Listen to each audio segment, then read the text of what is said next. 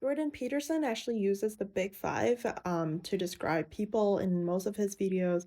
And as a psychology professor, he really trusts the system in measuring personalities. So this here shows how personality changes as you age. And we have three samples here, people that are from 2005 studies, 2009, and 2013. But on an overall basis, we can see that these traits are essentially following the same patterns as people age.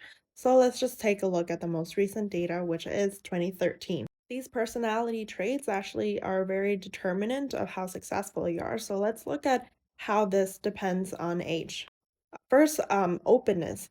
It seems to stays pretty consistent around the years as you age. So whatever you are born with or how you develop at an early age, which is at around 16, you pretty much stays around that same level of openness all throughout your life. Openness means how open you are to new experiences. So let's say someone who loves traveling when they were 16 will also love traveling and getting new experience when they're 60. I find this to be very similar for me.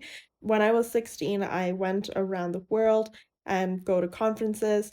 I did that in university. Now that I'm in my mid 20s, I'm also doing the same thing. This has led me to lots of great opportunities as well. Now let's look at conscientiousness. This essentially means like how well organized you are, how disciplined you are.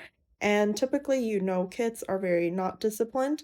So they start off at around -4 and increases and peaks around their mid to late 20s, and then it kind of stays stagnant for a while with a slight increasing trends. Essentially, what this means is that as you get older, you become more disciplined, more organized, more structured, and you tend to increase that throughout the years, which also mean you become less and less creative as well. But that also means that you're more likely to be able to take on more responsibilities, like keeping a job and raising a family. The next one is extroversion. So we start off at around 4, and kids at 16 are very highly extroverted. We can kind of see this with classrooms and kids who always blah, blah, blah, and teachers have to tell them to quiet down, but there's a decreasing trend as years goes on. And by the time we get to our late 40s to early 50s, we start to see some increasing trends again. And this is where you see old people talking a lot and trying to make connections.